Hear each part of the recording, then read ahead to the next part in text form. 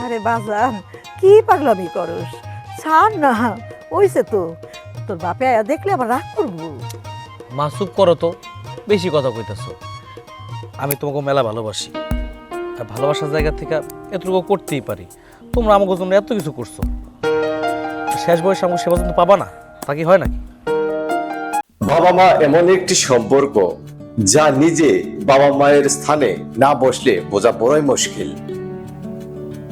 নিজের ছেলে মেয়ে যাতে কোনো কিছুতে কোনো সময় কষ্ট না পায় সেদিকে সদা চেষ্টায় থাকেন আমাদের বাবা মা। অভাবের সংসারে এমনও দেখা যায় অনেক সময় বাবা মা না খেয়ে থেকেও ছেলে মেয়েকে খাইয়ে নিজেরা বলে যে খেয়ে নিয়েছি, তোমরা খাও। আসলে নিঃস্বার্থ সম্পর্ক বলতে বাবা মাকেই বোঝায়। যাক, এবার মূল গল্পে আসা যাক। বাবা মা এমন একটি সম্পর্ক যা নিজে বাবা মায়ের স্থানে না বসলে বোঝা যায় না। নিজের ছেলে মেয়ে যাতে কোনো কিছুতে কোনো সময় কষ্ট না পায় সেদিকে সদা চেষ্টায় মশগুল থাকে বাবা মা। অভাবের সংসারে এমনও দেখা যায় অনেক সময় বাবা মা না খেয়ে থেকেও ছেলে মেয়েকে খাইয়ে বলে যে আমরা খেয়েছি, তোমরা খেয়ে নাও। নিঃস্বার্থ সম্পর্ক বলতে বাবা মাকেই বোঝায়। যাক, এবার মূল গল্পে আসি। রহিম মিয়া তিনি একজন ডাক পিয়ন, সামান্য বেতন পায়, কোনো মতে সংসার চলে। দুটি ছেলে জামিল আর রাকিব। অভাবের সংসারে বড় ছেলে জামিলের পড়ালেখা হয়নি।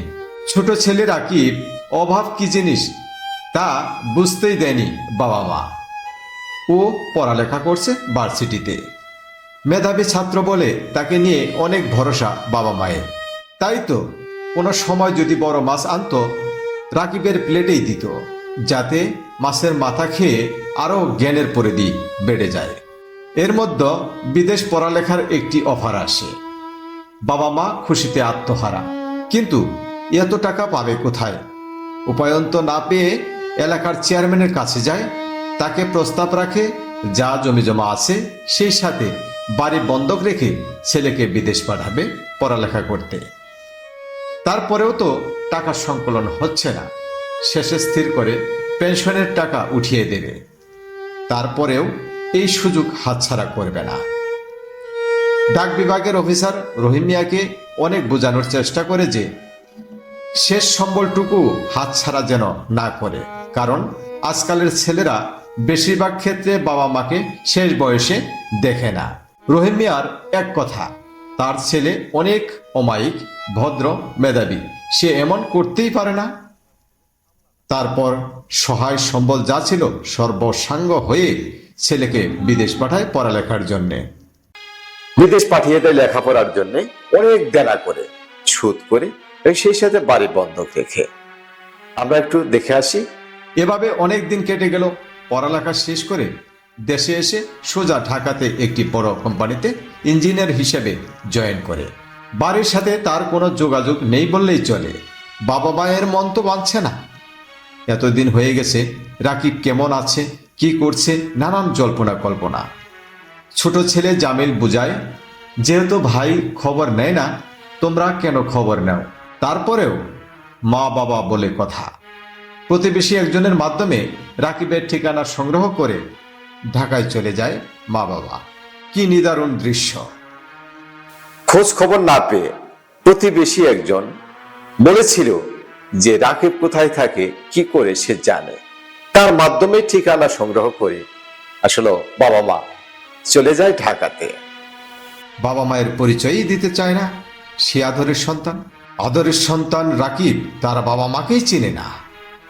কিন্তু দুঃখের বিষয়, ঢাকাতে গিয়ে রাকিবকে ঠিকই পায়, কিন্তু রাকিব তার বাবা মাকে অস্বীকার করে।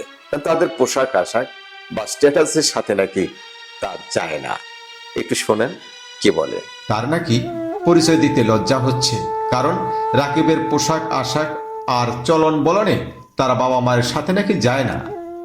তার নাকি স্ট্যাটাসে বাদে। পরিচয় গোপন রেখে তাদেরকে ভিখারি বলে আখ্যা দেয়। এমন কষ্টের পরিস্থিতিতে বোঝানোর চেষ্টা করে যে তারা বাবা মা না, সবকিছুই ধূলিসাৎ হয়ে গেল এক মিনিটেই। সব স্বপ্ন মাটি হয়ে গেল বাবা মায়ের। বাবা মা কল্পনাই করতে পারে নাই যে রাকিব এত বড় কষ্টের আগুন ছুঁড়ে মারবে। পাহাড় সমান কষ্ট নিয়ে বাবা মা বাড়ির দিকে চলে আসে। তাদের অনেক কষ্ট, কারণ নিজের সন্তান যাকে কষ্ট করে বড় করেছে এবং সর্বশান্ত হয়ে তারা বিদেশ পাঠিয়েছে লেখাপড়ার জন্য, সেখানে লেখাপড়া শেষ করে আজকে চাকরি করে, অথচ বাপ মাকে তারা পরিচয় দেয় না এবং তারা নিজের বাড়িতে পর্যন্ত সে আসে না। বাবা মায়ের চোখের পানি দেখে জামিল ঠিকই বুঝতে পারে যে ঢাকায় গিয়ে মা বাবা অনেক কষ্ট পেয়েছে।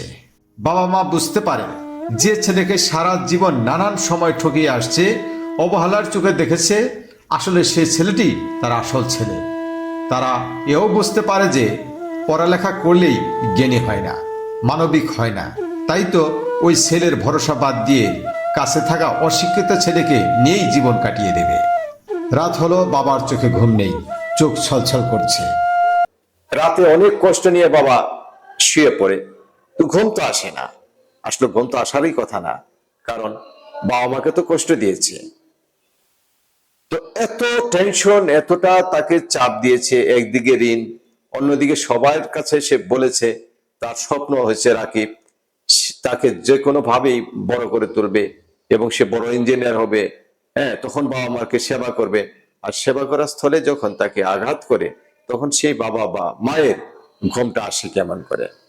কি হতে কি হয়ে গেল, চেয়েছিল কি আর হয়ে গেল কি। ছেলের দেওয়া কষ্ট কোনোভাবে মেনে নিতে পারছে না বাবা। এত স্বপ্ন, এত আদর কোথায় গেল সব?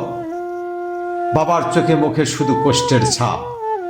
বারবার ছেলের দেয়া কষ্ট বুকে পাথরের মতো আঘাত করছে, আর ফেরানো গেল না বাবাকে। মনের স্বপ্ন মনের ভেতরে রেখেই সবাইকে ছেড়ে চলে গেল পাহাড় সমান কষ্ট নিয়ে। বেশ কিছুদিন পর রাকিব আসে। জামিল তো কাছেই ভিড়তেই দিচ্ছে না, কারণ তার দেয়া কষ্ট নিয়ে বাবা পৃথিবী ছেড়েছে। এক পর্যায়ে রাকিবকে বাড়ি থেকে বের করে দেয়। রাকিব একা একা এক জায়গায় বসে বাবার স্মৃতিগুলি মনে পড়ছে। অনেক বড় ভুল করেছে রাকিব, যে ভুলের কারণে সব উলট পালট হয়ে গেল। নিজের এই অপরাধ মনের ভেতরে কুড়ে কুড়ে খাচ্ছে। পরে বুঝলে কি হবে, যে বাবা চলে গেছে তা কি আর ফিরে আসবে জীবনে? আব্বা, আব্বা, আব্বা, আব্বা, কই গেল আব্বা তুমি? আব্বা, আব্বা, আব্বা,